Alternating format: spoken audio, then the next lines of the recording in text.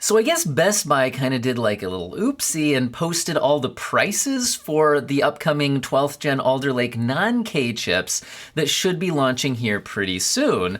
And the pricing does look good. I found this here at WCCF Tech, but then I noticed over at Video Cards, boom, they made it into a nice little table and my fat head's in the way, so and the magic of green screen. Fly over here for a second. So this is giving the Best Buy pricing. Now again, we don't know if this is exactly the MSRP or what it'll sell for everywhere, or if they'll sell out, what the supply will be, blah, blah, blah, anyway. But here we go. Now what I think you guys should really be looking for a fantastic budget chip is gonna be this 12400F. Coming in at $179.99 with a stock cooler. Now speaking of the stock coolers, we got a little update on the RH1 as opposed to the RM1. This is the slightly better stock cooler and, looks neat and all that, although I'm hearing from people who've got their hands on these early that it's, still not quite as good as AMD's Wraith stock coolers, but still it's nice to have a stock cooler that might get the job done on these things. Anyway, that's just a little bit of a side note. But the point is, the 12400F is giving you the 6 performance cores that you're gonna need in gaming, and those are hyper-threaded, so you get 12 threads, and you're not paying any extra for those efficiency cores that you don't really need. And if you get that F model, that just means you're not paying for integrated graphics that you probably won't need. That can be nice to have, but is it worth the extra, $40 or whatever we've got here?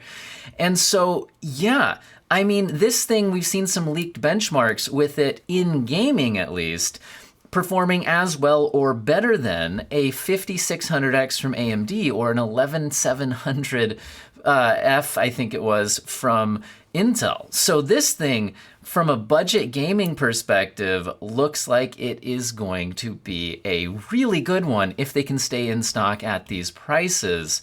So anyway, yeah, there's the pricing on this whole lineup. You can read it yourself. I don't need to read it through with you other than just commentary saying AMD's gonna really need to lower its price on its 5600X.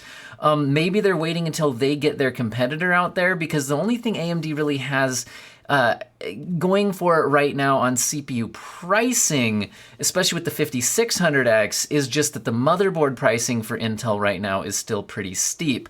But hopefully we'll start to see the cheaper models coming out and maybe some lower prices on the Z690s. We'll see. Anyway, that's enough about that. What else do we have in the hardware news? We've got that allegedly Intel's ARC Alchemist DG2 gaming graphics card spotted within Ashes of the Singularity benchmark. Now, what is Ashes of the Singularity?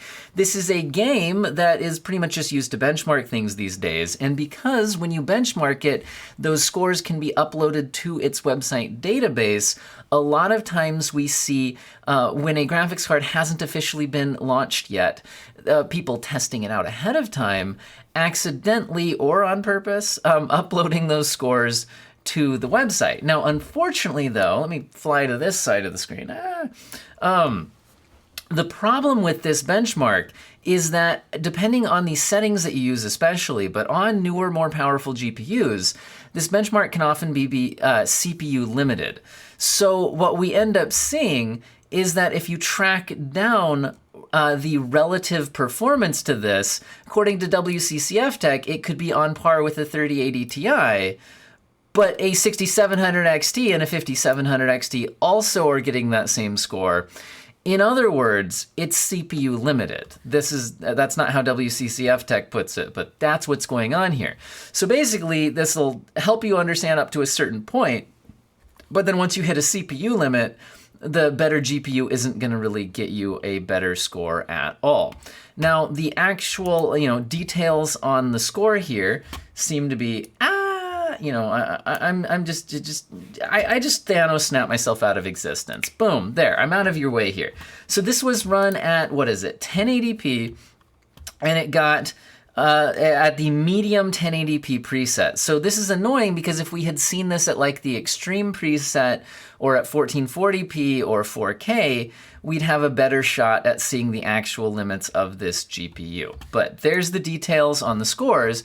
And if you look at other chips that have performed similarly to that at these settings, we're seeing things like a 6700 XT, 3080 Ti and all that But again, we're most likely just CPU limited, so meh.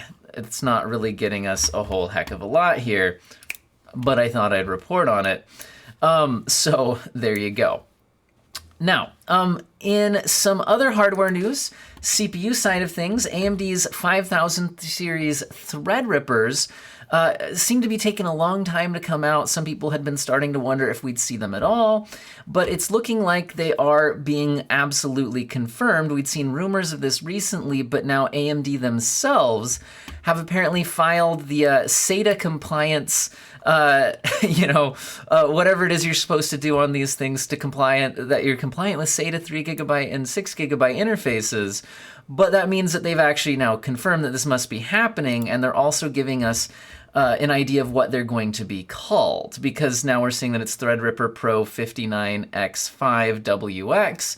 So anyway, we're getting a bit of confirmation both that these should exist and be, the rumors are coming out March 8th, 2022. Get my head out of the way. I keep getting the different websites put their little junk on one side or the other side, and then my green screen needs to fly around, whatever. Anyway, so here's the, rumors regarding what those should be, and we don't have all the details yet at this point. More hardware news. How about a Steam Deck competitor?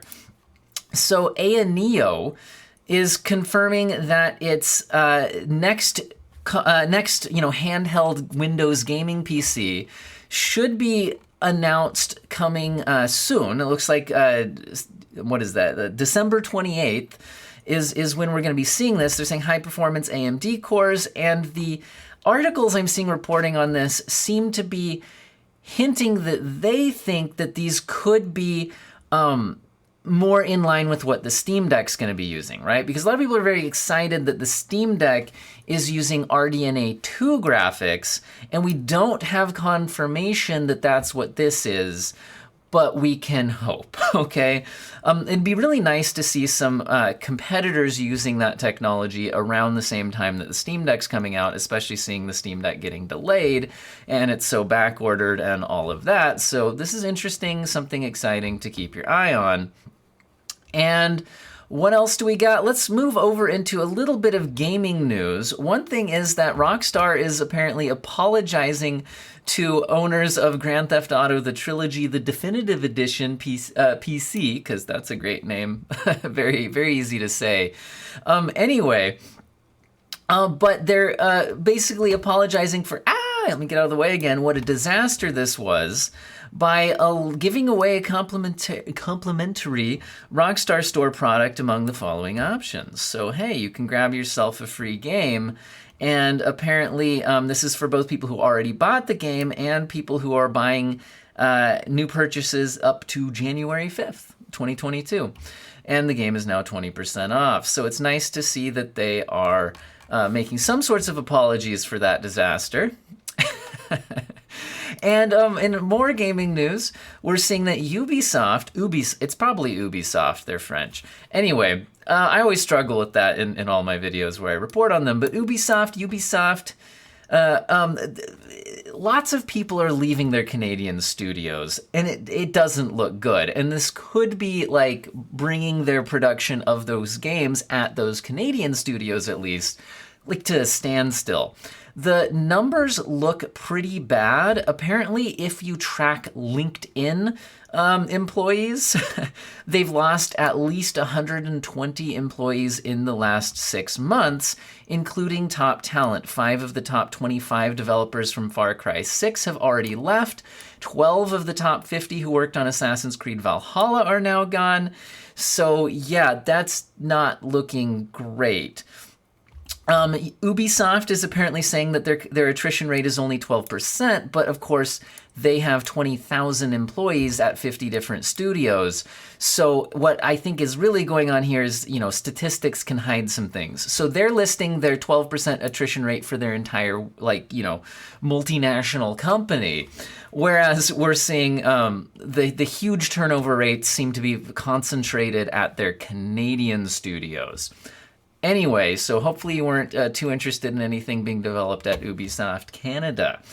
And the last thing I'll report on, just because I did a bunch of videos on this recently with Final Fantasy VII PC Remake having a not only locked frame rate counter, like you can select certain things, but then it also then uses that as a dynamic resolution scaling target. We are seeing mods on Nexus mods that are fixing that, as well as one that apparently now can unlock frame rates. We've also seen one come out even earlier that turns off the dynamic resolution scaling. I may or may not test this on my channel. You guys can find other channels testing it out if I don't, I'm sure.